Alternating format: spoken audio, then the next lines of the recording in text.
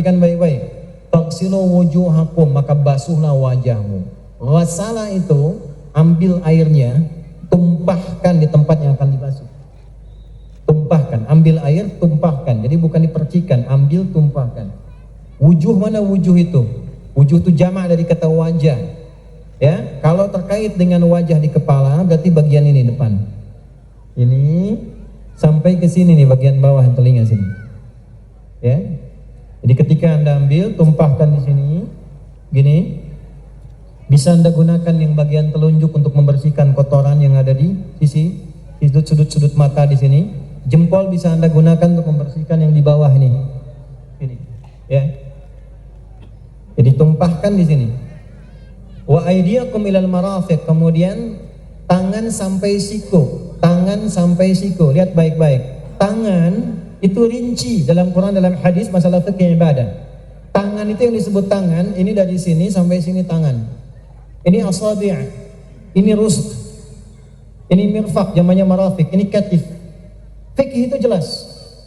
Misal ketika Anda ingin bertakbir, takbir lalu bersedekap, ya, maka letakkan yang telapak tangan yang kanan di punggung yang kiri.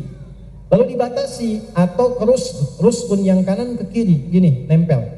Bisa begini, digenggam, bisa begini. Tapi nggak sampai ke sini. Subuh-subuh dibatuk gini. Sini. Ini pun langsung nggak diukur dulu, Allah. Ini ada batas. Nah, wudu itu pakai batas dari tangan sampai siku. Ila itu gaya.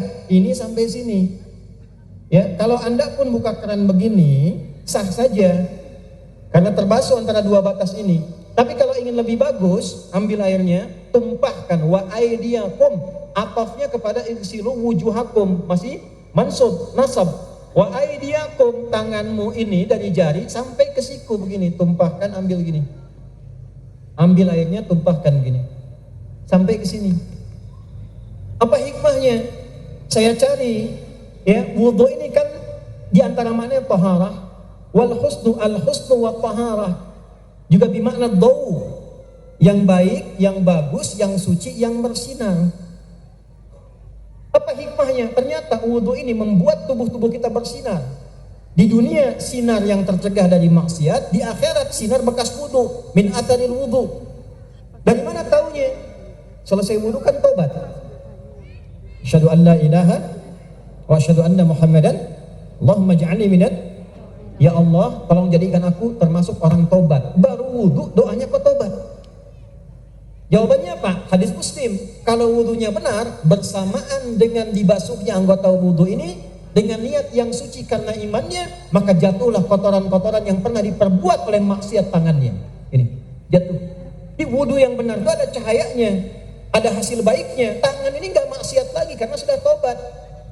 Kenapa dari sini yang dibasuh? Karena yang sering maksiat yang begini. Kan bikin status di Instagram nggak begini. Kan begini. Siapa? Kalau maksiat begini kan? Makanya yang dibasuh ini sampai sini. Kemudian ketika pindah setelah itu ada yang kalimatnya wamsahu. Atofnya muncul untuk meneruskan tertib, tapi berubah dari ghasala menjadi masahat. Apa itu masahat? Masahat itu ambil airnya, percikan dulu, baru diusapkan. Ghasala, ambil airnya, ini geser sendiri ini ya.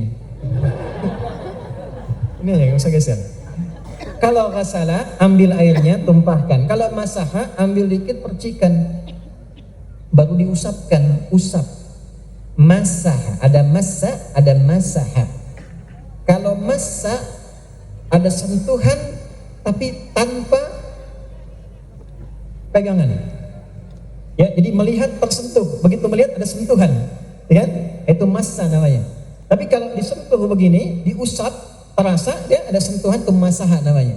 Maka ambil airnya, percikan, ruus, kepala, bukan rambut. Kepala, bukan rambut. Betapa adilnya Allah. Setiap orang pasti punya kepala, tapi tidak setiap yang punya kepala punya rambut. Maka ruus itu kepala. Dari mana? Kepala batasannya, indahnya pakai ba. Ba itu kalau Anda baca Mughnil Labib an Kutubil Arif karya Ibnu Hisham, ada 4 makna. Ada ilsaq, ada tab'id, tab'id ma'a tahdid, tab'id min duni tahdid, ada musahabah, ada sababiyah, ada ghayah. Baknya yang mana ini? Maka dirinci oleh para ulama. Pertama istighraq. Kalau tidak ada di sininya penghalang, enggak ada sakit, enggak ada macam-macam, maka Anda bisa ambil percikan dari depan ke belakang, usap begini, kembalikan. Ada yang luka di sini, gimana cara ngusapnya? Maka lihat, kan ini masih kepala, masih utuh. Di sini tak boleh disentuh misalnya, nggak boleh kena air, ini kan masih boleh.